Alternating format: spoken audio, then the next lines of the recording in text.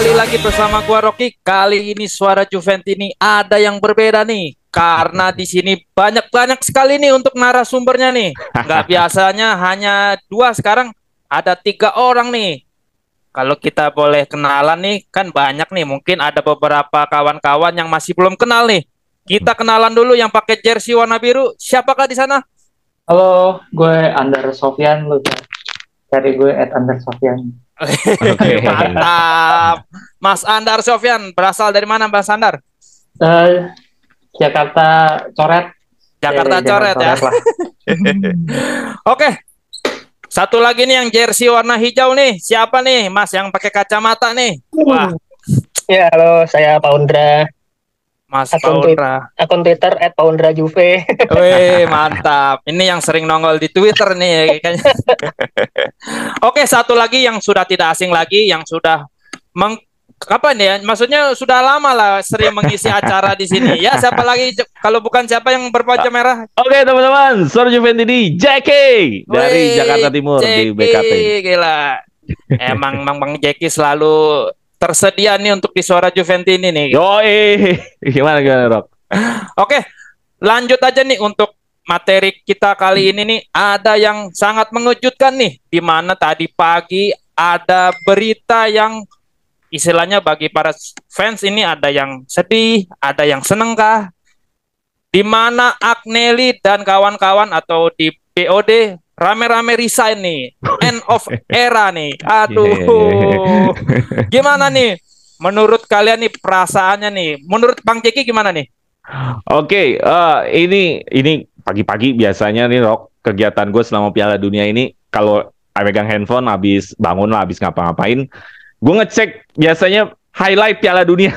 Live score. Highlight Piala Dunia. Biasanya yang jam 2 pagi jarang gue tonton tuh. Sebenarnya ramenya yang Ronaldo itu yang harusnya di gol. Sundulan. Ramenya itu taunya ternyata lebih banyak tentang, karena kita follow-nya Juventus lebih banyak tentang Agnelly out atau Agnelly cabut dari Juventus. Tapi ternyata bukan Agnelly doang, gerbongnya juga dibawa, ada Nedved, ada segala macem. Wah, gue telah lagi beritanya bahwa wah gila bisa rame-rame gini gitu loh, sampai Arriva Bene tadinya mau cabut tapi ditinggalin. Yang gue kagetnya adalah gini, ini bos-bos nggak ada prepare, maksudnya bukan nggak ada prepare ya, mungkin mereka prepare kita nggak tahu. Maksudnya biasanya kan kalau dalam berita-berita Juve itu biasanya ada rumor dikit lah ya. Seminggu sebelumnya biasanya ya mungkin Romeo Agresti atau Momblano atau ngasih sinyal-sinyal lah, Agnelly mau cabut nih gitu, atau siapapun influencer Juve atau jurnalis Juventus di luar sana pasti ngasih sinyal-sinyal dong. Nih Agnelly mau cabut, terus apa mau cabut. Ini kan nggak ada. Jadi perasaan gue adalah kaget, shock. Wah, gila juga nih. Ini siapa Juventus? Ada pemimpinnya. Terus yang kedua juga, dia tuh abis ada acara kalau nggak salah seminar atau apa, Next Gen sampai ngundang Rafael Benitez. Bener nggak, Dar?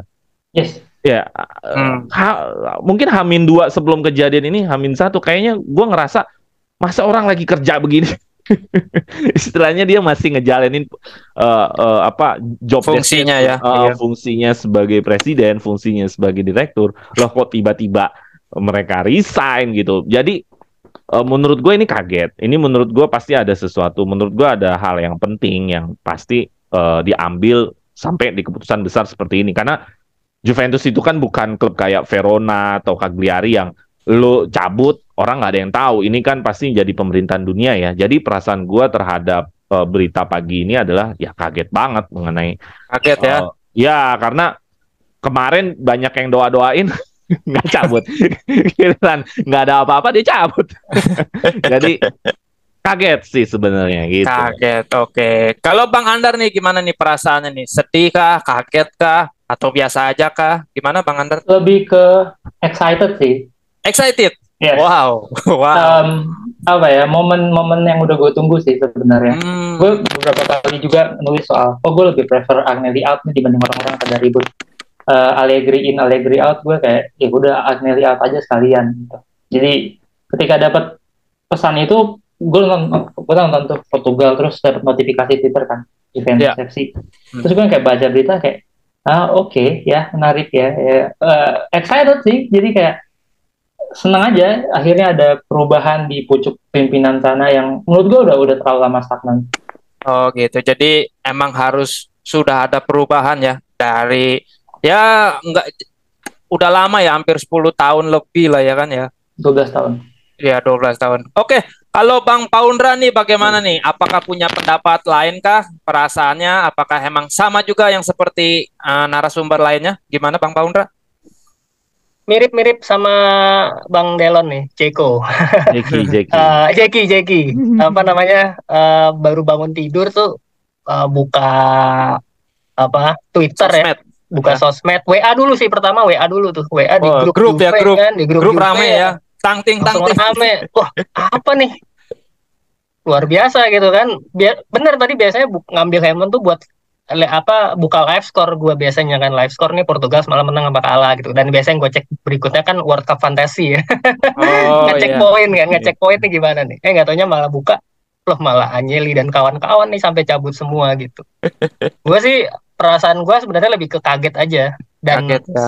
sempet abis itu mulai overthinking ya, jadi pikiran gue sempat overthinking kemana-mana selama di jalan. Sempet tadi pagi sempet nganterin istri juga, ada kegiatan juga, itu udah mikirinnya tuh, wah anjir lah, nanti masa balik lagi sih ke zaman kasus tahun lalu gitu kan, dengan ancaman-ancaman degradasi segala macem gitu kan.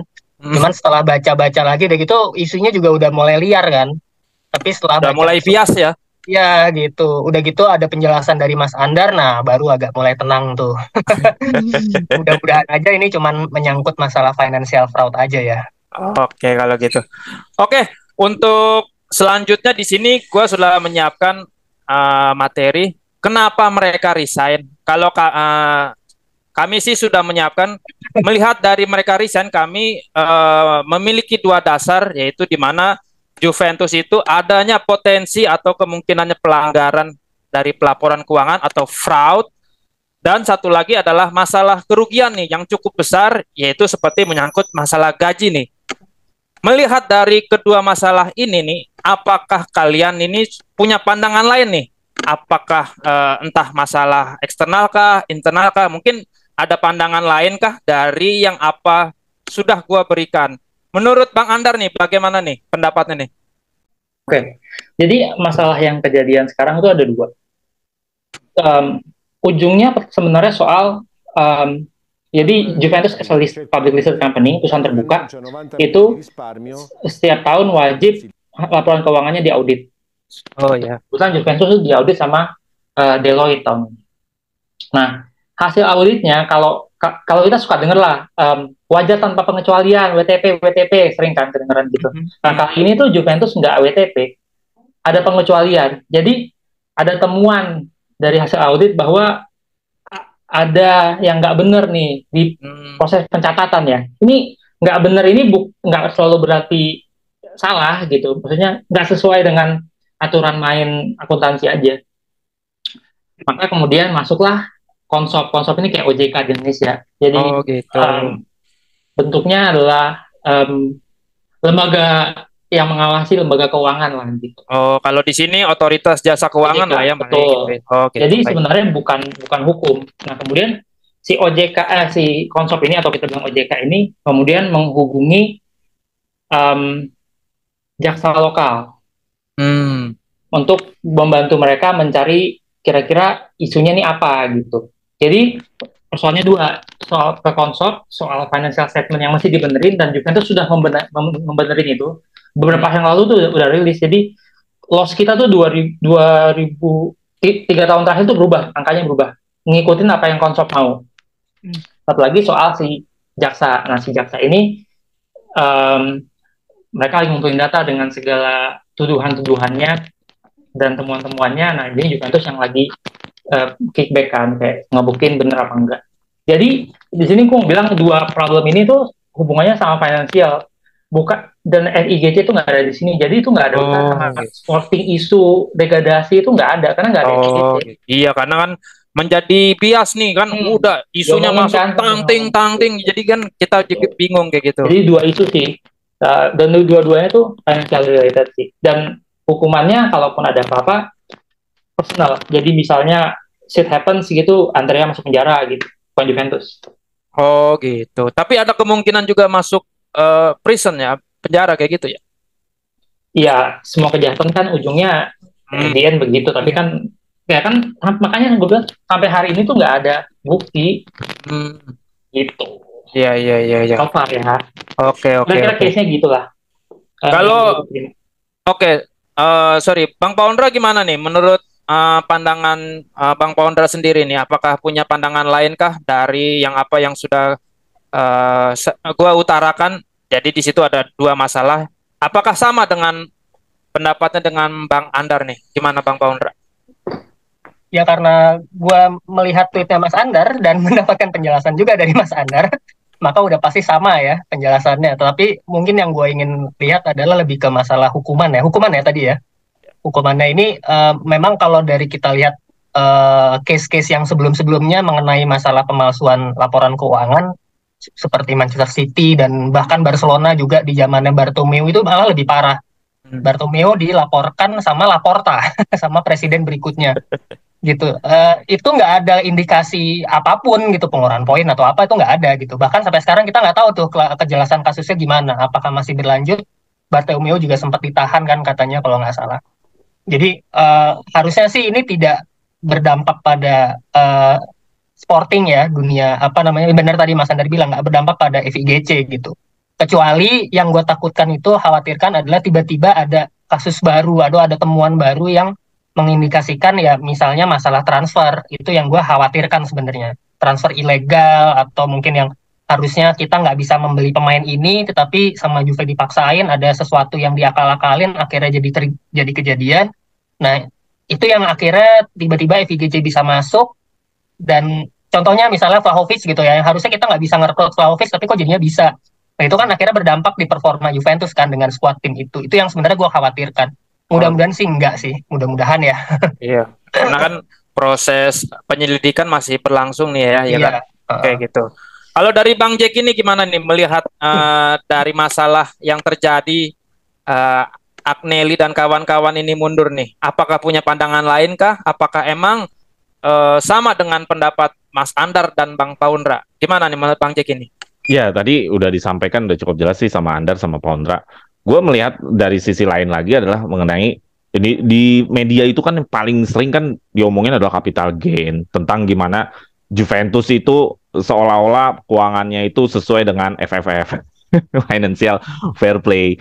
Jadi hal-hal seperti itu selalu diutarakan sama media-media seolah-olah Juventus membuat itu semua, tapi dia tidak pernah mengangkat bahwa yang melakukan itu nggak cuma Juventus. Iya. Gitu loh. Ini juga menarik gitu. Ketika ini dilakukan sama Juventus, seolah-olah penjahatnya adalah Juventus. Padahal sebenarnya banyak klub yang melakukan ini. Ada Napoli, bahkan Milan, Inter mengenai capital gain yang untuk mengejar FFF. Jadi menurut gua di sini adalah memang ke depan hal-hal yang kayak gini sebenarnya jangan sampai terjadi lagi ya. Hal-hal mengenai akuntabilitas laporan keuangan seperti ini. Apapun tujuannya, ya jelas ya, ini tentu akan merepotkan nanti bagaimana perjalanan Juventus. Gitu loh. Ini yang paling penting. Apalagi ada indikasi yang menurut gue sangat bahaya. Kenapa ini nggak diselesain dulu gitu loh, baru dicabut? Menurut lo kenapa, Dar? Kenapa ini nggak diselesain dulu baru cabut, Dar? Iya. Gue jawab sekarang nih. Ya, nggak apa. Gue jawab sekarang nih. Ya. Menurut gue kasusnya tuh kecil banget ini. Kecil. Cilik kecil banget nih. Tapi kenapa cabut? Kalau emang ini cilik. Karena menurut gue ya, ini gue ya, Andrea Agnelli tuh butuh exit plan, dan caranya dia keluar tuh, oh gue keluar, nanti mungkin ganti gue orang yang lebih ngerti akuntansi, bisa counter ini dengan baik, Juventusnya baik. Karena menurut gue dia nggak punya exit plan lain. Masa dia mau explain kayak, coba lo pikirin deh, kemarin kita minta dia keluar gitu, keluar Balang Allegri gitu, oh Juventus lagi jelek, gue keluar, kan aneh. Jadi menurut gue dia sekarang exit plan menjadi justru somehow agak menjadi pahlawan juga. Ya udah nih gue mundur, masalah ini gue serahin nih ke orang yang lebih ahli ngurusin akuntansi, karena terbukti di zaman gue terakhir ini laporan keuangannya ngaco nih gitu. Ada plot twistnya ya. Ada plot twist kalau menurut gue exit plan-nya begitu, karena dia udah kelamaan terus mau ngundurin diri tuh susah. Kecuali lo lagi juara-juara terus ya udah saya udah cukup banyak piala saya mundur gitu kan gampang. Ini kan nggak lagi nggak ada piala, nggak ada apa-apa gitu. Karena menurut gue juga ya, ini kan masih dalam penyelidikan tapi orangnya cabut. Iya, ini agak menarik menurut gue. Orangnya cabut, suruh orang lain yang ngerjain. Jadi satu ya exit plan-nya dia menurut gua. Nomor 2, belajar dari 2006, kalau ada apa-apa dia bisa fokus ngurusin kasus. Jadi Juventusnya nggak kebawa-bawa. Lagi-lagi ada Nelly pahlawan gitu. Jadi kalau ada apa-apa ya dia tanggung jawab as a personal. Karena kan kasus ini mengikatnya ke personal juga, nggak ke klub doang. Jadi nggak dia kayak mundur terus dilepasin, kasusnya enggak. Dia tetap bakal dipanggil. Jadi siapapun nanti, Paratici mungkin akan dipanggil tuh, karena waktu itu dia ini kan. Karena ini kan ternyata kasusnya setelah gue baca-baca juga, dia tarik mundur laporan-laporan dari 3 musim ke belakang. Dan ini kasus pidana gitu, bukan kasus yang sporting event. Jadi bukan Juventus yang dibawa, tapi si orang-orangnya. Ini siapa yang approve laporannya, siapa yang bikin laporannya gitu. Oh gitu. Jadi siapa yang tanda tangan kayak gitu ya. Dia menurut gue nih exit plan-nya dia, karena kasus ini tuh kere banget. Biasa banget Mas Founder tuh pasti tahu dia kan di corporate urusan invoice nggak cocok terus diperiksa, itu minor banget. Iya, makanya gue bilang ini bukan Juventus doang yang melakukan. Iya, minor banget. Kita di kantor sini aja biasa kan diperiksa gitu. Cuma ini public listed company sehingga harus di press release, harus berita. Beda kalau ownernya misalnya owner Napoli, ya lo ditipu-tipu anak buah lo laporan palsu juga dia nggak tahu. Kalau ini nggak bisa, karena ini public listed company dan terbuka, harus rilis resmi gitu. Yang bisa juga Deloitte, bukan akuntan firm yang ecek-ecek gitu. Berarti jadi buat gue ini exit plan. Dengan kata lain, klub-klub yang lain tuh sebenarnya sering yang melakukan ini, cuma nggak ke blow up ya. Ya bisa aja, kan kita nggak pernah tahu dompet orang. Kalau Juventus dompetnya dibuka soalnya. Iya, karena kita perbedaannya kan kita go public. Kita perusahaan public. Milan sama Inter tuh bukan listed ya? Enggak. Yang listed tuh Lazio justru di sana. Lazio Roma tuh listed. Lazio enggak, Roma listed. Lazio listed nggak? Tapi minor gitu sahamnya. Tapi Inter sama Milan enggak. Makanya dia mau ngutang sebanyak-banyak apa, laporannya di sana juga. Dia cuma perlu laporan ke bank doang. Jadi ke bank laporannya misalnya gimana, ke investor gimana gitu. Iya. Iya, makanya ya itu yang tadi gue bilang, ketika ini terjadinya sama Juventus, seolah-olah hanya Juventus yang melakukan kejahatan seperti ini. Ini hal besar, padahal minor gitu banget. Iya, itulah yang membuat para Juventus ini itu jadi khawatir kan, jadi wah pikirannya bang bung. Ya gitu. Ya itu sih mengenai masalah fraud, gue hanya melihat dari sisi lain bahwa tadi juga dijawab sama Andar bahwa kenapa sih pas lagi ini kan lagi dalam penyelidikan, kenapa nggak beres dulu? Oh, tadi kata Andar juga exit plan. Terus gue juga tadi nyampein bahwa capital gain ini atau mengikuti aturan main dari laporan keuangannya FFF atau Liga Serie A sekalipun, ini sebenarnya banyak klub-klub lain yang ikut melakukan, nggak cuma Juventus doang. Jadi teman-teman juga nggak usah merasa mengecilkan diri. Kita melakukan sebenarnya banyak klub-klub lain juga. Cuman ya tadi ya mereka nggak listed aja kan karena mereka nggak open public ya, gitu sih. Oke, kalau gitu. Oke, untuk selanjutnya di sini gue sudah menyiapkan materi di mana indikator nih kerugian dari Juventus bisa dilihat di sini. Juventus emang banyak mengeluarkan dari salary-nya nih, apalagi waktu zamannya Cristiano Ronaldo hampir setengahnya, hampir 30-an juta. Menurut Bang Paundra nih gimana nih? Apakah ada indikator lain kah dengan adanya kerugian dari Juventus ini? Maksudnya indikator lain selain gaji? Iya, selain gaji kayak gitu. Selain gaji ya transfer ya. Transfer. Nominal transfer kan udah pasti kan. Itu kan ada satu paket itu nominal transfer ya. Beberapa pemain kita beli cukup mahal kan seperti Vlahovic ya, termasuk waktu datengin Ronaldo juga.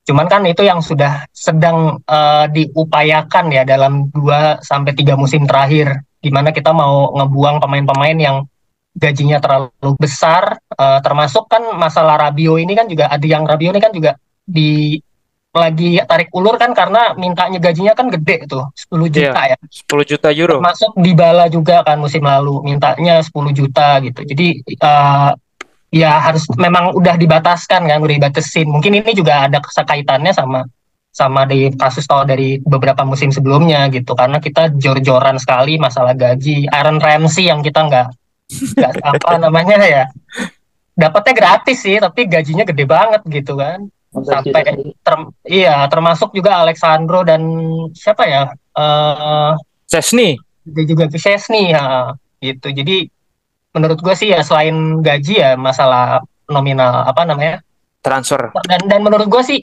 harusnya di musim-musim berikutnya kita udah nggak perlu datengin pemain gede lagi ya gitu. Karena kita udah dapat beberapa bintang kan seperti Pogba, Chiesa udah sembuh lagi. Jadi harusnya kalau di masalah squad tim ya kita cukup tambal sulam aja sekarang nih gitu. Proses ngebangunnya udah dimulai dari 2 sampai 3 musim yang lalu. Oh, berarti nanti ada kemungkinan next gen ya jadi naik ke tim utama ya. Terusnya dong harus bisa. Irit juga kan. Iya. Kalau Bang Jack ini gimana melihat dari materi yang gue himpun nih? Apakah ada pendapat lain? Oke, ini kan materi ini kan mengenai adalah dasar yang menjadi dasar kenapa Agnelli dan tim cabut, benar nggak? Ada spekulasi yang mengatakan adalah mengenai laporan pertanggungjawaban keuangan, yaitu kerugian. Kerugian ini kan dasarnya adalah beban. Tapi kalau gue kemarin cari-cari berita, apa sih yang menjadi kerugian Juventus paling terbesar adalah pendapatan yang menurun.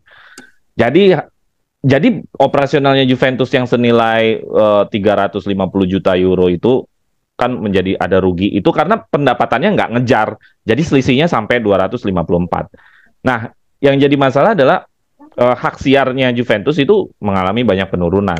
Hak siar mengalami penurunan karena kualitas pertandingan kita di UCL kalah. Jadi saling berkait gitu loh, saling berkait antara beban gajinya Juventus dan akhirnya menimbulkan kerugian. Ya gue sih kalau jadi Lapoelkan ya sebagai pemilik Juventus dan keseluruhan ini, lu rugi 4 triliun, 254 juta euro kan kisaran rupiah 4 triliun kan. Untuk mengatakan Forza Juve ya berat juga bro. Rugi 4 triliun, lumayan juga kan. Nah jadi mungkin ini yang mendasari bahwa Agnelli ingin ya kayaknya gue udah juga butuh tim baru yang bisa meredam, jangan sampai tahun ini berjalan bakalan nambah lagi kerugian karena kalau pendapatan kita nggak bisa tingkatin, otomatis yang harus diredam adalah pengeluaran yang seperti Bang Pondra tadi bilang, mungkin gaji-gaji akan diturunkan atau mencari bintang-bintang atau mencari pemain-pemain yang gajinya nggak besar. Cuman yang jadi masalah adalah gini, pemain-pemain yang nggak gaji besar, otomatis pemain-pemain yang ada di Mercato yang tidak dalam kategori bintang. Itu jadi masalah juga. Jadi saling berkaitan akhirnya. Gue nggak ada masalah tentang gaji besar karena nanti juga akan membawa prestasi, nanti juga akan membawa perjalanan kita panjang di UCL gitu loh. Tapi yang jadi masalah adalah bagaimana menaikkan pendapatannya selain dari apa namanya hak siar atau hal yang lain-lain supaya bebannya Juventus ini tetap tercover. Kan prinsipnya kan rugi itu karena pengeluaran lebih besar daripada pendapatan. Rugi itu kan di mana-mana gitu, benar nggak? Nah, ini yang menjadi mungkin Agnelli berpikir kayaknya udah terlalu gede juga nih. Kayaknya gue harus exit supaya ada orang yang lebih bisa lagi meredam kerugian ini, mencari pendapatan yang lebih besar lagi dengan segala macam ide, segala macam kreativitas. Buat gue gaji besar atau gaji kecil itu relatif, Roh. Karena prinsipnya kita di lapangan memang tetap butuh pemain yang berkualitas. Apalagi kalau kita mau maintenance, mau masuk Liga Champion ya. Karena kan hak siar itu akan terpengaruh banget ketika lo lolos grup, ketika sampai perempat final, semifinal. Ya gue tidak mengecilkan bahwa pemain-pemain yang tanpa pengalaman akan bisa sampai ke final, tapi yang udah sampai ke final biasanya memang yang seperti kata Conte di 2012. Apakah gue bisa gitu dengan duit sekian euro bisa nyampe ke final? Nah seperti itu. Karena kita lihat di 2017 juga Juventus juga membeli bintang dengan harga yang cukup besar seperti Higuain 90 juta euro. Nah seperti itu. Jadi kalaupun ada mendasari ini menjadi keputusan Agnelli cabut mungkin aja. Karena kerugian ini cukup besar. Bahkan ini menjadi kerugian yang tercatat paling besar di sejarah klub Serie A. dan tercatat paling besar di sejarah Serie A. Gitu. Jadi mungkin aja ini menjadi dasar. Oke, kalau gitu. Kalau Bang Andar ini ada tambahan sedikit kah dari apa yang kita diskusikan kali ini untuk masalah kerugian dari Juventus seperti? Ya, menurut gue kerugian ini jadi pelajaran besar ya buat siapapun yang berikutnya akan jadi presiden, bahwa menaikkan komersial secara gila-gilaan itu ternyata tidak serta-merta akan meningkatkan pendapatan gitu. Dengan beli pemain yang segitu mahalnya, segitu besarnya gitu, ternyata returnnya nggak sebesar itu gitu. Karena ternyata ada faktor-faktor lain yang contoh sederhana aja. Juventus itu di Turin. Turin itu kota kecil, bukan kota pariwisata, bukan kota turis. Sehingga kalaupun kita fokus Juventus tuh bikin properti, bikin hotel, iya nggak ada isinya gitu, nggak ada yang nginep di situ gitu. Jadi strategi komersial yang bikin hotel, bikin mall tuh jadi nggak efisien sebenarnya. Keren secara tampilan, kayak gue punya hotel, gue punya ini, tapi realitanya tuh nggak jalan, karena kita bukan Barcelona, kita bukan Madrid yang memang orang tuh kayak, to-do list gue ke Bernabeu, to-do list gue orang tuh jarang yang punya to-do list tuh ke Juventus Stadium, karena Juventus Stadium sendiri misalnya dari kota Turin tuh jauh, lo mesti naik bus sejam gitu. Kalau turis biasa, kalau dia bukan fans Juve nggak bakal mahal gitu. Jadi menurut gue ya tadi Bu Jeki bilang emang si orang baru nanti harus lebih pintar muter otaknya, meningkat pendapatannya gimana nih, karena cara-cara yang dipakai Andrea dengan ganti logo, dengan bahkan terakhir dia ultimate banget Super League nggak jalan gitu. Jadi ya harus jadi challenge lah, dan jadi pelajaran berarti buat penerusnya di tahun depan. Oh gitu. Jadi obstacle-nya cukup besar ya untuk di manajemen yang barunya nantinya gitu ya, menurut Bang Andar ya. Yes. Oke, untuk selanjutnya di sini gua telah menyiapkan di mana efek dari keluarnya Agnelli nih. Kira-kira menurut Bang Andar nih efek dari semua ini kah? Apa itu? Apakah ada potensi ya desas-desus seri B lagi kah kayak gitu? Apa kalau menurut Bang Andar gimana nih pendapatnya? Ya, pertama gue masih ngerasa masalah ini masalah kecil. Dan yang gue harapin ke depannya, gue belum tahu bisa bilang ini itu apakah bagus buat Juventus apa enggak. Tergantung siapa nih yang ditaruh di posisi-posisi penting gitu. Di posisi CEO, di posisi presiden. Apakah orang-orang yang memang mumpuni untuk menyelesaikan masalah accounting ini gitu.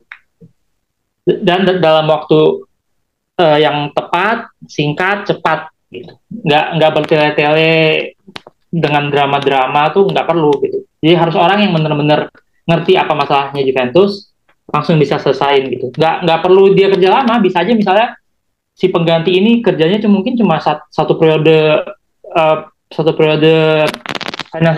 financial statement gitu. Berarti sampai Oktober 2023 dia selesai gitu ketika shareholders meeting. Ya kalau dia udah bisa selesai ya berarti bagus buat Juventus. Jadi benar-benar gue belum bisa bilang ini bagus apa enggak buat Juventus. Tapi gue senang gitu, excited gitu bahwa ada perubahan di atas sana gitu. Itu aja sih.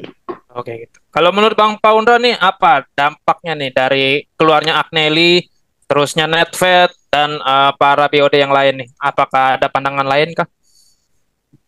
Gue cuman lagi mikirnya tuh masalah visi ya, karena visi yang lagi dibangun ini kan sama Agnelli ibarat kata kan lagi nge-rebuild kembali ke masalah tim ya. Kalau gue ngeliatnya dari sudut pandang squadnya, timnya, kita tahu bahwa Agnelli itu udah ngebangun Juve dari tahun 2010 gitu dengan berbagai macam terobosan-terobosannya lah kan, bikin stadion, ganti logo, rekrut Ronaldo dan segala macam, dan juga termasuk ambisinya Agnelli gitu.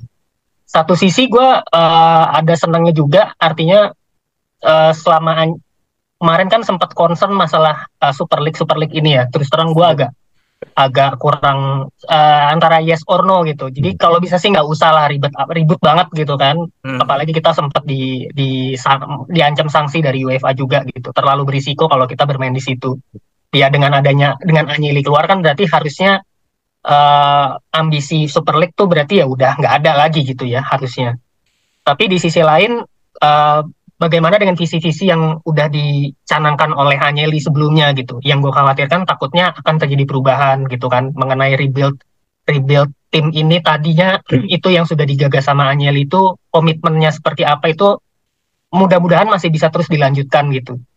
Yang gue khawatirkan itu aja. Kalau misalnya berubah, ini kan artinya nanti akan ada penyesuaian lagi, akan ada adaptasi lagi, akan ada gejolak lagi gitu kan. Apalagi semua nih di satu BOD kan satu gerombolan nih cabut semua gitu. Udah pasti akan ada, iyalah namanya organisasi di atasnya dipenggal gitu kan, terus dimasukin orang baru, tentu kan nggak akan bisa berjalan smooth gitu. Pasti akan ada gejolak-gejolak. Itu aja yang gue sebenarnya takut. Mudah-mudahan aja sih tidak mempengaruhi performa ke Juventus ya. Cuman tentu itu menjadi satu kekhawatiran juga. Oke, jadi mungkin programnya Agnelli ini lanjut apa enggak nih ya? Iya. Biasanya kalau ada pemimpin baru kan punya program baru nih ya kan? Iya, Takutnya mereka harus beradaptasi lagi, harus iya. menyelesaikan lagi. Mungkin seperti itu kali Bang. Tiba-tiba Chiesa dijual lagi kan? Itu aja sih kalau gue deh cuman khawatir karena. Oke. Kalau menurut Bang Jack ini gimana nih? Apakah ada vision lain kah, pandangan lain kah kayak gitu? Oke, ini kan berarti efek mengenai kalau Agnelli dan tim cabut ya, beserta Nedved dan bahkan Arriva Bene, Cherubini. Cherubini katanya nggak jadi cabut ya? Jadi yang cabut cuma manajemen aja, yang sport session enggak. Ya. BOD aja. Tapi nanti bakal cabut, pasti cabut juga beneran ya, Januari ya? Apa bakalan stay terus? Belum tahu juga. Belum tahu. Arriva Bene yang sampai Januari. Januari nggak, katakanlah Nedved balik lagi ya mungkin aja. Oh gitu. Oke. Katakanlah kalau misalkan tim yang Agnelli sekarang ini banyak yang cabut, katakanlah begitulah Rok ya. Misalkan seperti itu. Efek yang paling pertama yang pasti akan dirasakan Juventus adalah Mercato. Karena penentuan-penentuan merekrut pemain ini kan kaitannya adalah harga, adalah kualitas, adalah profil. Jadi ini pasti akan berefek Mercatonya. Mungkin Agnelli masih mau mau merekrut yang labelnya bintang. Tapi nanti mungkin di Mercato nggak akan ada seperti itu. Atau mungkin juga lebih-lebih dari Agnelli. Mungkin Neymar mau gue datang. Jadi efek Mercato sangat-sangat akan berdampak. Dampaknya itu akan lebih baik dari Agnelli, lebih buruk dari ini, gue nggak tahu. Itu gue nggak tahu. Karena kan kita juga, gue juga nggak tahu ya. Presidennya Ferrero ini nanti bakal seperti apa, kebijakan transfernya, rekrutannya seperti apa. Tadi gue bilang, apakah lebih maniak lagi dari Agnelli kan mungkin aja, siapa tahu ya nggak mungkin putar uang dari mana, kan nggak tahu kalau jadi pemimpin. Mercato itu pasti akan berdampak pertama. Ya gue nggak tahu apakah Savic akan diteruskan proyeknya, juga nggak tahu juga, ya kan? Karena ini kan proyek itu ya. Ini kan proyek-proyeknya dari Arriva Bene, proyeknya dari Nedved segala macam. Jadi mereka kan yang discuss mengenai Mercato ini. Jadi efek terhadap Mercato itu akan berdampak pertama, apalagi di Januari akan Mercato. Itu gue malah penasaran manajemen ini Mercatonya seperti apa. Apakah kaitannya dengan uang? Apakah lebih maniak lagi dari Agnelli? Nah, ini kan menarik. Kita nggak bisa simpulkan bahwa pasti akan lebih irit. Belum tentu juga loh. Juga karena setiap pemimpin beda loh gitu loh. Nah, itu yang efek pertama sih menurut gua. Efek kedua, mudah-mudahan tidak ke dalam tim ya. Karena pasti Bung Paundra atau Ander nonton Prime Video yang apa dulu judulnya? Yang di Prime Video Nothing. Lu lihat pendekatan Nedved ke pemain-pemain. Lu lihat pendekatan Nedved ke pemain-pemain. Agnelli di video itu jarang ya, tapi paling sering Nedved selalu ngajak ngobrol segala macem. Nah ini kalau datang orang baru lagi, pendekatannya harus yang mungkin jangan berubah seperti Nedved. Ya kalau sama kayak Del Piero masih oke kali ya. Tapi itu pasti akan ada ngaruh istilahnya ikatan emosional dari manajemen kepada tim. Karena kita lihat di klub-klub lain, manajemen yang nggak kompak sama tim ini juga ngaruh juga. Seperti misalkan kayak MU misalkan, kan ada tuh masalah begitu-gitu. Nah ini kan jangan sampai perubahan-perubahan manajemen ini berefek kepada tim. Mudah-mudahan jangan sampai seperti itu. Mudah-mudahan. Gitu loh. Bahkan harapannya lebih baik. Tapi apakah ada efek? Pasti ada. Ngerasa pemain pasti ngelihat, Rock. Pasti pemain ngerasain perbedaan. Wah, dulu Nedved asik ya, kalau gue habis cedera gue didatengin. Sekarang Gitu. belum tahu ya, belum tentu ya kan. Belum tahu. Mungkin sekarang yang datang, kapan lu sembuhnya? Kan bisa aja begitu. Jadi efek-efeknya adalah pertama Mercato. Mercato ini sangat berefek. Efek kedua adalah mengenai emosional terhadap tim. Efek ketiga, ya gua rasa karena ini tujuannya akuntabilitas, ya pasti gaji-gaji mungkin akan lebih di-press lagi pastinya karena ini beban. Ya efek seperti itu. Tapi efek yang tidak diharapkan dan kayaknya ini hanya efek menakut-nakutkan ya kayak ke seri B. Tadi Andar juga jelasin bahwa kayaknya nggak bakal mungkin. Ya gue juga secara logika nggak mungkin ya. Ini kan fraud di atas kertas. Tiba-tiba kok bisa nyambung di atas lapangan. 2006 itu kan permasalahan Juventus adalah dengan wasit. Sedangkan di 2022 ini kan permasalahannya adalah laporan keuangan. Itu dunia yang berbeda. Jadi gue rasa nggak akan ada efek ke sana. Itu aja sih menurut gue efek yang pertama yang gue sangat menanti-nanti adalah Mercato. Mercato seperti apa nih di Juventus ketika nanti BOD-nya baru-baru. Oke kalau gitu. Wah, kita tunggu nih ya, Januari nih kan. Jangan-jangan ini lagi Mbappe datang. Tapi feeling lo berdua nih, Andar sama Poundra. Efek Mercato-nya apa nih? Akan lebih maniak dari Agnelli atau lebih slow? Well, BOD 18 Januari, lo sisa 2 minggu kayaknya nggak bakal belanja apa-apa. Jadi ya? winter nggak ada apa-apa ya? Kalau buat gue sih kemungkinan gitu ya. Maksudnya, buat gue akan lebih bagus nggak ada apa-apa gitu. Karena siapapun yang terpilih nanti kan bisa dibilang temporary gitu. Selama masih temporary, menurut gue lebih bagus tidak ada kebijakan-kebijakan yang impact-nya tuh 5 tahun ke depan atau 3 tahun ke depan gitu buat gue gitu. Jadi mendingan kalau udah stabil baru deh. Kalau nggak kita bakal ngalamin kejadian-kejadian kayak Arif Fabiannya baru masuk, Cristiano Ronaldo keluar, sisa 4 hari beli Moisken, nanti Moisken summer mesti kita wajib tebus 28 juta di luar bonus. Dan itu mahal banget. Lebih mahal daripada kita beli Locatelli gitu. Lebih mahal daripada Arek Milik. Jadi buat gue ya bagusnya sih ketika lo baru dapat posisi ya jangan ngelakuin hal-hal yang ekstrim yang impact-nya tuh 2-3 tahun 4 tahun ke depan kalau gue. Iya, fokusnya kan juga sebenarnya lebih fokus ke masalah ngerapihin itu tadi ya, ngerapihin laporan keuangan apalagi yang selama 3 musim terakhir. Gimana caranya kita ngebalancing masalah keuangan. Jadi kayaknya sih kalau gue ngelihatnya nggak signifikan maniak Agnelli sih nanti di winter, bahkan mungkin di summer pun juga gue nggak berpikir akan ada pemain jor-joran gitu ya. Ngedatengin pemain 1-2 mungkin pasti ya, tapi kalau tiba-tiba pemain bintang kayaknya sih gue ragu sih kalau gue. Karena gue bikin video soal Juventus ini kita lagi mencari wingers kanan nih Januari. Tahu-taunya ini makanya momennya pas lagi Piala Dunia nih kan. Kita jadi bisa Cuadrado bakal main terus ya sampai akhir musim ya. Cuadrado sih. itu harus cari gantinya lo. Kasian lo dia main 90 menit terus. Kalau Winter nggak ada pemain gantinya, siapa nih kira-kira ganti Cuadrado? Makanya ya banyak isu lah. Maksudnya kalau balik lagi, kita semua tahu Allegri itu sangat disupport sama Andrea Agnelli. Apakah nanti BOD baru segitu suportifnya sama Allegri kita nggak tahu. Ketika Allegri-nya diganti, apakah skema pemainnya juga yang dia butuhin akan sama sekarang kita nggak tahu.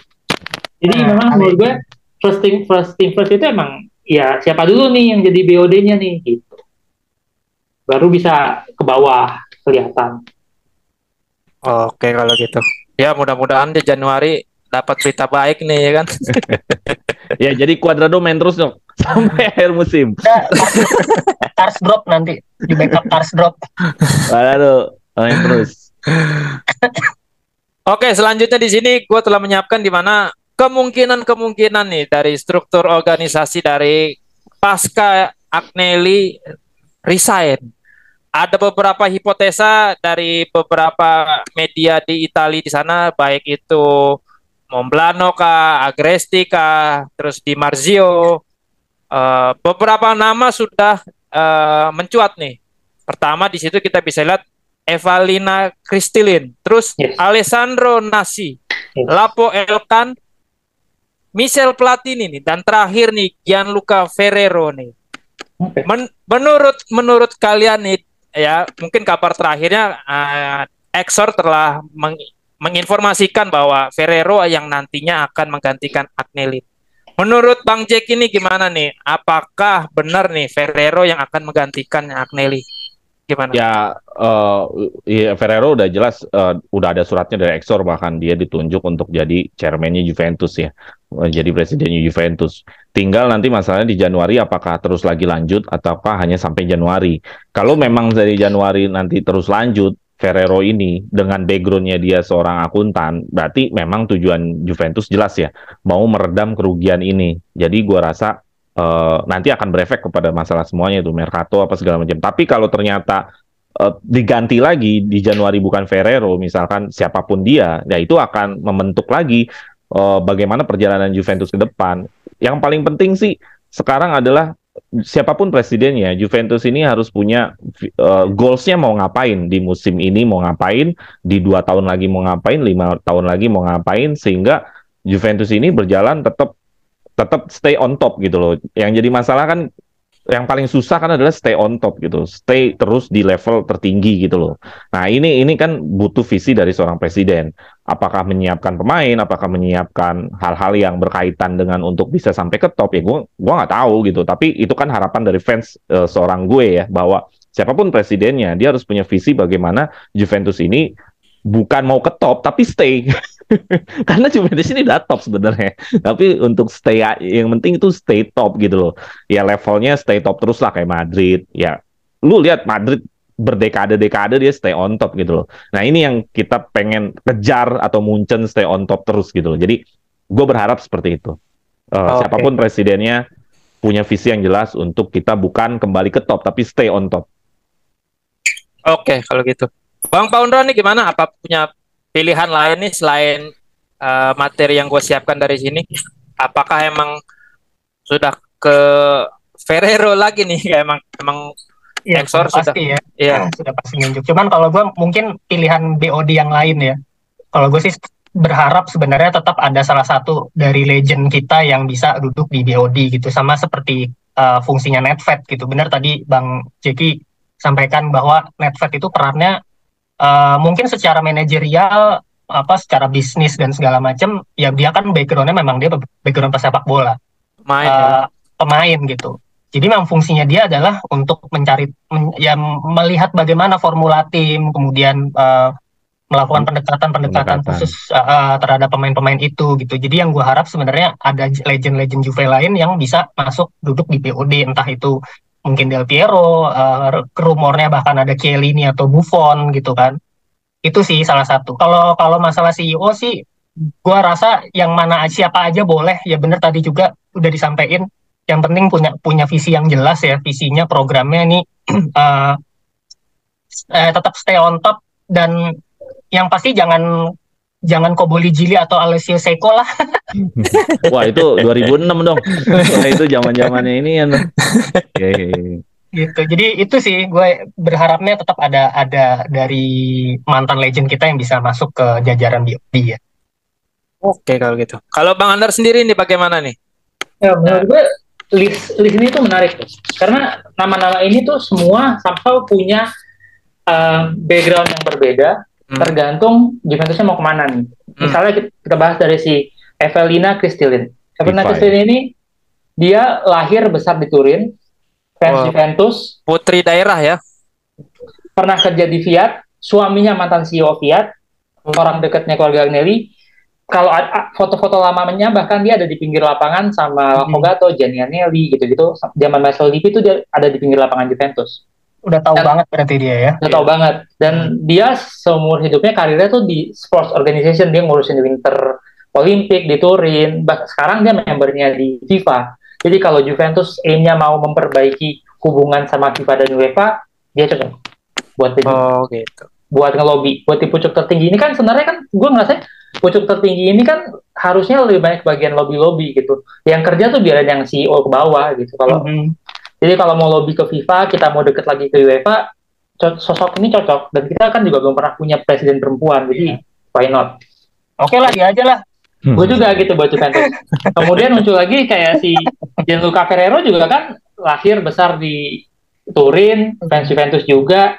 Dan untuk menghadapi masalah accounting, dia jadi benchmark gitu. Jadi perusahaan-perusahaan di Italia itu emang dijadiin dia tuh advisor kayak ahlinya accounting gitu. Jadi konsultannya lah ya.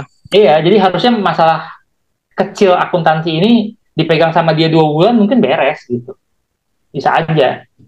Terus kalau Alessandro Nasi sama Lapo Elkan ini kan ya arisan keluarga lah buat jadi presiden Juventus, karena Alessandro Nasi ini juga kan masih sepupunya Elkan kan. Gue ngelihatnya kalau Elkan kayaknya agak maniak kayak Agnelli deh, kayaknya demen. Iya, kalau Agnelli ya. Lapo Elkan ya. Iya. Pokoknya ya ini arisan keluarga lah, Alessandro Nasi, Lapo Elkan. Elkan kayaknya demen-demen nih, datengin Mbappe, datengin siapa. Menurut gue nih, tapi ini arisan keluarga lah, pokoknya aman lah gitu. Jadi kayak sooner or later mereka bakal jadi presiden juga sih menurut gue, kayak mungkin 10 tahun masih muda-muda banget lagi. Misal Platini gue agak kaget sih nama ini keluar, tapi nama ini keluar berbarengan sama Misal Platini, Roberto Bettega sama ya.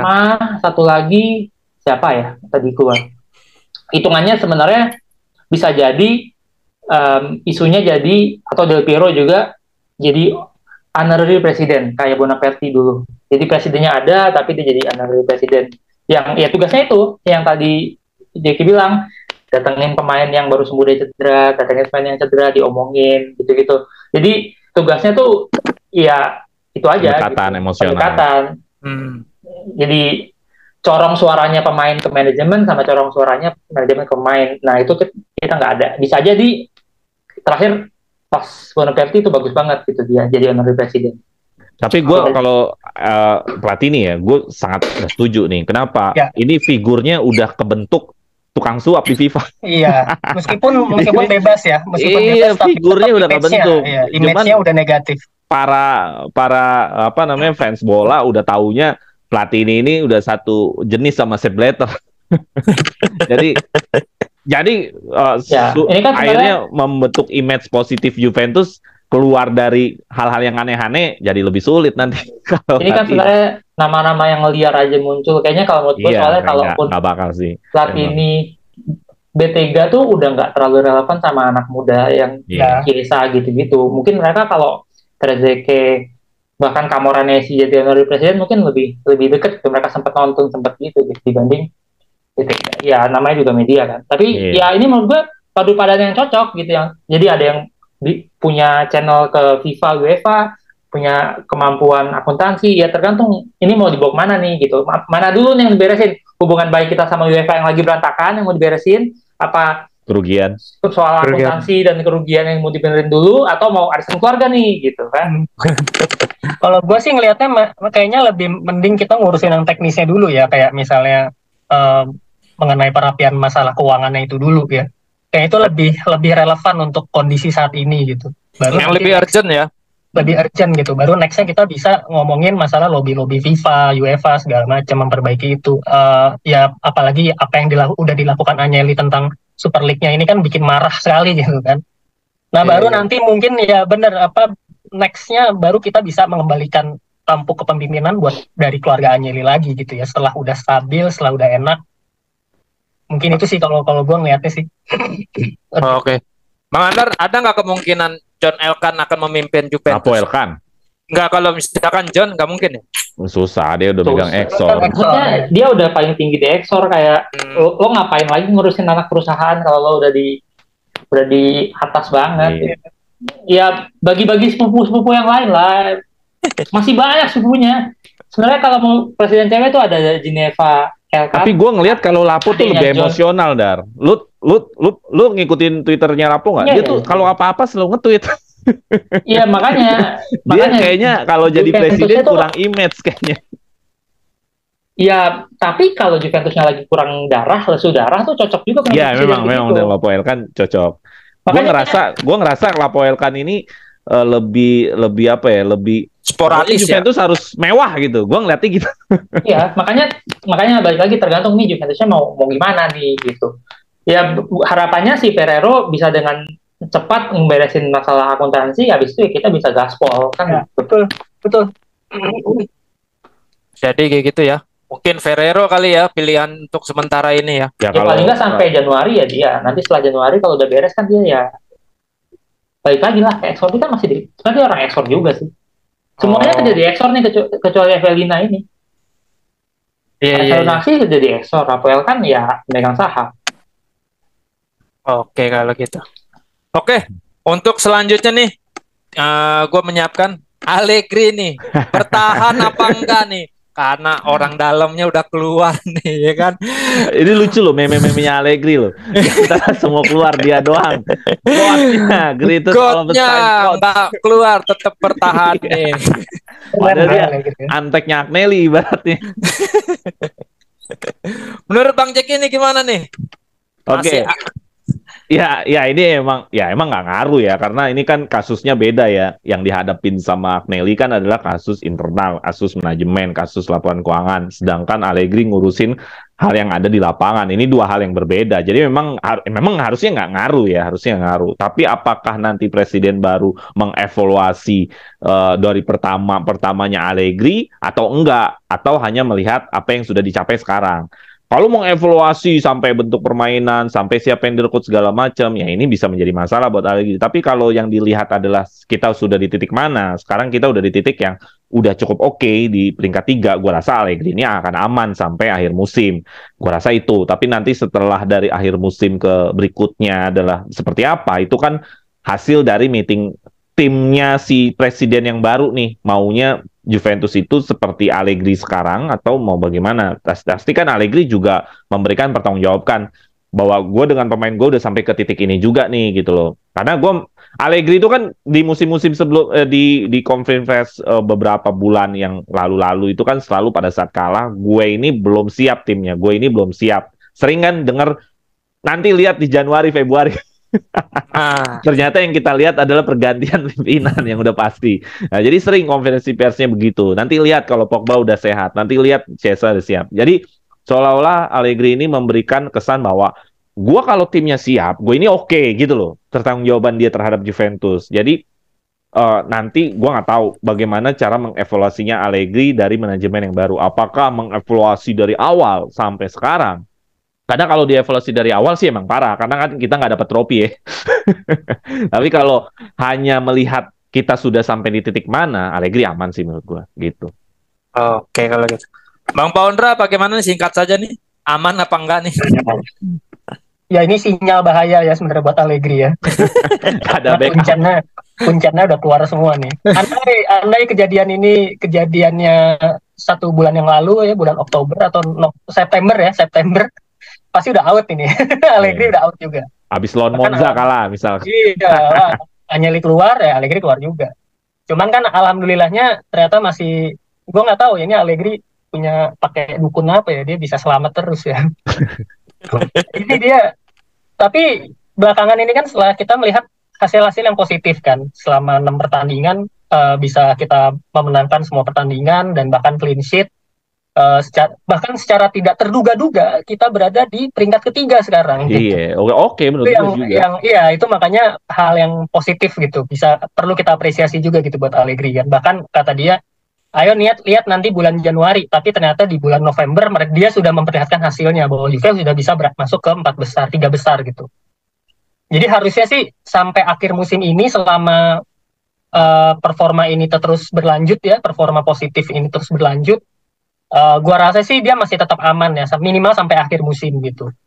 Kecuali nanti kecuali ada beberapa target yang nggak bisa dia dapat, ya misalnya yang kita nggak bisa dapat 4 besar atau bahkan di Liga Eropa langsung kalah. Ya mungkin ini akan dievaluasi ulang, bisa jadi akan terjadi pergantian di musim depan. Gitu. Oke, berarti bayar pesangon lagi ya. Iya itu juga tuh. Yang paling penting kan Ariba Bene juga kemarin kan bilang gitu, siapa yang mau bayar pasangannya? Kita mau urunan kan enggak gitu. Jadi ya balik lagi, ini kan kita masalah mau ngebalance gitu kan, mau ngebalance keuangan, mau meminimalisir kerugian gitu. Dengan kita ngeluarin uang yang tidak perlu, ya saya sangat disayangkan gitu kan. Jangan sampai kejadian lagi kayak masih di zaman Maurizio Sarri gitu. Jadi menurut gue sih harusnya sih masih aman lah sampai akhir musim.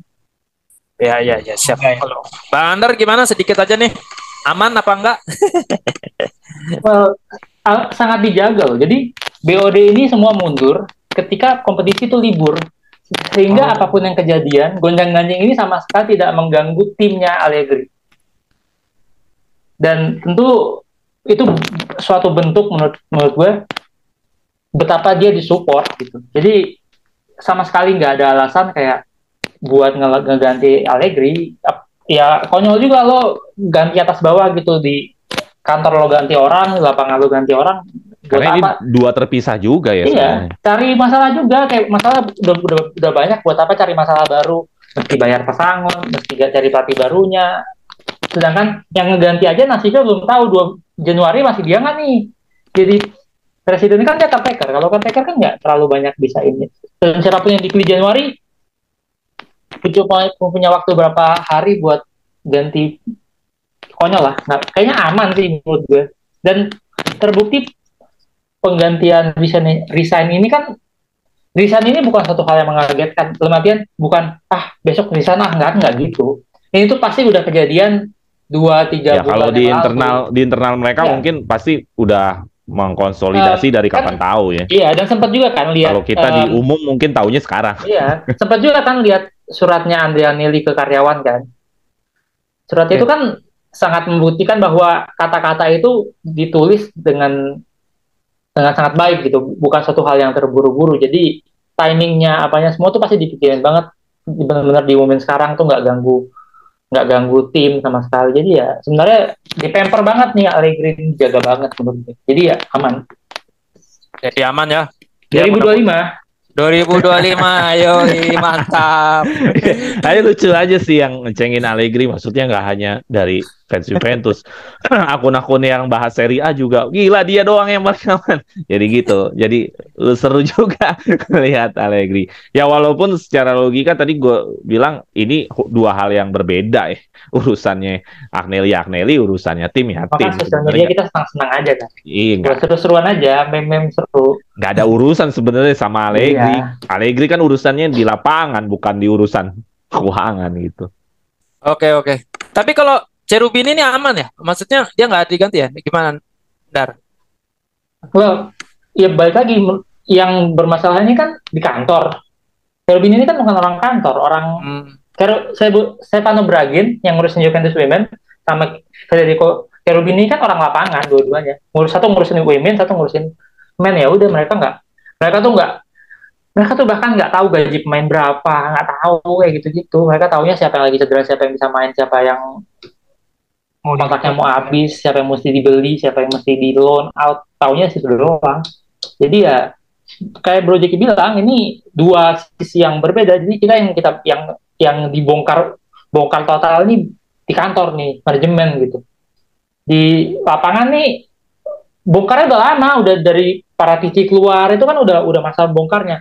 Cherubini naik jadi sporting director, Stefano Braghin masuk, kemudian ada Padoin masuk, terus Storari masuk, banyak banget kan masuk. Ada yang ke Next Gen, ada yang ke Under 19, ada yang Paulo Montero masuk. Itu kan di lapangan udah bertahun-tahun gitu. Dari mulai Next Gen dibentuk tuh itu udah sudah terjadi perubahan total besar di sisi sporting.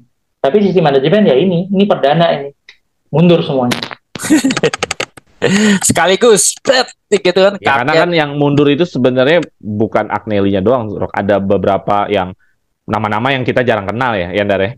Tuh ya, ada 10 apa ada berapa? Ya sebenarnya gitu. Kan ada berapa nama gitu di dewan. Orang-orang ini kan yang kita nggak dapat posisi diminta sama Andrea. Ketika Andrea mundur, ya otomatis lah sebagai manusia normal ya mereka mundur juga buat apa ngebela-belain juga kan? Tahu diri juga lah, yang ngangkat gue aja mundur ya gue mundur juga lah. Masalah nanti dia Januari kepilih lagi, cerita lain. Nedved pilih lagi, ya berarti dia disupport sama megang saham, lain cerita. Yang pasti sekarang dia ikut dulu, Andrea mundur dia mundur. Iyalah, karena kan setiap keputusan Agnelli ada inputnya Nedved. Betul. Itu namanya berkhianat kalau lu aja nih, bos, gue enggak. Iya, harusnya kan normalnya orang begitu, malu gitu, Iyalah. ikut mundur. Itu kan biar bagaimanapun Nedved itu satu tim sama Agnelli. Masalah nanti dia kepilih apa enggak ya itu cerita lain lah. Tapi ini beneran mundur atau dipaksa mundur sih, Mas? Kira-kira dari Exor? Kalau buat saya makanya saya bilang ini justru exit plan. Exit plan dari Agnelli. Iya. Tapi maksudnya dari Exornya sendiri memaksa mundur. Jadi emang niatnya mau menyingkirin ya, mau menyingkirkan Agnelli dan kawan-kawan. Exor itu kan Agnelli juga. Dia pegang saham juga si Elkan ya maksudnya. Iya, dia sama John Elkan itu kan orang yang menduga-duga mereka tuh nggak kompak nggak apa. Sebenarnya kan enggak. Oh gitu. John Elkan tuh Andrea Agnelli tuh masih ada di BOD-nya Exor dan justru Lapo Elkan tuh yang nggak pernah ada di manajemen. Perhatiin deh, dia tuh nggak ada di manajemennya Exor. Makanya dia kalau habis nge-tweet apa-apa dia selalu bilang, ya kan gue fans doang, gue bukan ini gitu. Iya. Gue bukan Exor nih. Lapo Elkan paling aktif tuh, mau apa ya, ada kasus mau tapi cuma Juventus orang berharap sama dia kan, orang berharap sama dia, tapi in reality dia nggak bukan bagian dari manajemen in a way. Makanya dia lebih bebas nge-tweet, istilahnya kalau lo di corporate kan lo nggak bisa sembarangan nge-tweet. Iya. Kan aja nggak bisa ngomong sembarangan gitu kalau dia di dalam. Iya bener. Karena Lapo Elkan ini terlalu atraktif untuk seorang, kalau katakan dia seorang petinggi, ternyata kan bukan. Seorang petinggi terlalu atraktif. Apa yang dikomentari, mau perang kayak mau apa kayak. Makanya kayak lo aja apa yang dikomentari. Terlalu toxic ini. Juga ya, toxic ya. Iya, maksud nggak untuk ukuran petinggi kayaknya sih terlalu berlebihan lah. Kalau untuk corporate kurang kaku gitu. Iya. Jadi menurut gue sih nggak dimundurin, justru menurut gue ini exit plan kayak kita rencananya ini gimana cara supaya gue mundurnya ini indah gitu. Justru dia jadi kayak hero gitu sekarang, mundur lagi ada masalah ini nih, nanti nih taruh Ferrero yang ahlinya nih, orangnya nih yang ngerti banget nih accounting gitu. Gue legowo nih. Bisa aja ya, Agnelli ya. Kalau menurut gue justru exit plan. Menurut gue bukan dimundurin, orang-orang kan yang dimundurin ya. Kata Ferrero, gua suruh nyebokin nih. iya kan, tapi lu makan duit Exor gajinya kan gitu. Iya. Karena ruginya emang gede banget sih itu. Iya. Itu di Swiss Ramble kan, itu kan akun Twitter yang selalu ngomongin tentang akuntabilitas keuangan klub dan bilang ini rekor tertingginya Serie A dan rekor klub. Dan memang cocok. Jadi right man on right place kan Ferrero itu. Emang dia ahlinya ngutak-ngatik akuntansi, jadi harusnya jadi berita baik buat Juventus. Ya kita semua pengen ini jadi berita baik ya buat jadi berita baik. Ya, jadi Cuadrado gimana? Ada penggantinya kan kira-kira Januari atau main terus sampai next gen lah, di bawah dan ntar ada yang muncul lah dari next gen kan bisa. Giling Junior berarti yang harus main sayap kanan jangan sayap kiri. Sule. Boleh ya. Iya. Sule bukan mau di lawan. Ya lama Mercato sih beritanya ada yang di loan, ada yang ya kita lihat aja deh Januari deh, mudah-mudahan. Suara Juventus ini kalau ngomongin hari ini in, besok nggak in, hari ini in, besok nggak in kan gitu kan waktu Mercato kemarin kan. Tiap hari si Jeki berubah beritanya, ngikutin dia tergantung pusing sendiri kan dia. Iya. Lah gua kemarin ngomongin mencari wingers kanan. Lah ini bagaimana ini kalau Mercato nggak ada? Jadi mencari presiden baru, bukan presiden baru. Gimana? Nggak connect sama video gue sebelumnya. Kasian nonton gue kemarin nonton. Wah, cari wingers kanan udah dijanjiin bakal dapat anu. Lah nggak jadi. Yang ada presiden baru yang dicari. Balik ke McKennie lagi. Lah iya bisa jadi. Semua ini berubah. Itu semua berubah. Anginnya berubah tergantung. Iya belum tentu loh. McKennie ini dijual belum tentu juga. Belum tentu juga. Semua masih fokus di kayaknya semua masih fokus di internal nih, semua masih fokus di manajemen. Iya. Dan emang harusnya begitu. Ini harus diselesaikan secepat-cepatnya, sesingkat-singkatnya, biar nggak terlalu banyak drama-drama, capek gitu. Jadi lebih baik menurut lu Ndar ya emang fokus di manajemen aja. Jadi tim udah running aja lah apa yang ada sekarang lah ya. Capek kita jadi tifosi, dicolek-colek sama orang-orang sebelah gitu. Capek kita ribut di Twitter ya, capek. Iya, padahal kita yang jagoan, kita yang bagus, dia yang jelek gitu. Kita yang kena kasus, masa Milan sama Inter yang ribut. Iya. Nggak usah diomongin, kan lain cerita. Di RF tuh, kenapa jadi mereka yang ribut? Ya begitulah, nggak ramai kalau nggak Juventus ya. Iya benar, karena kasus begini yang lain juga ngelakuin, pokoknya yang duluan Juventus aja. Oke lah kalau gitu, mudah-mudahan bisa membawa kabar baik nih hingga Januari. Siapa yang jadi pemimpinnya? Ya mungkin sudah ketahuan ya, Ferrero ya nantinya. Cuma mungkin belum istilahnya dilantik kali ya mungkin. press con belum ada press conference dari pihak manajemen di Januari.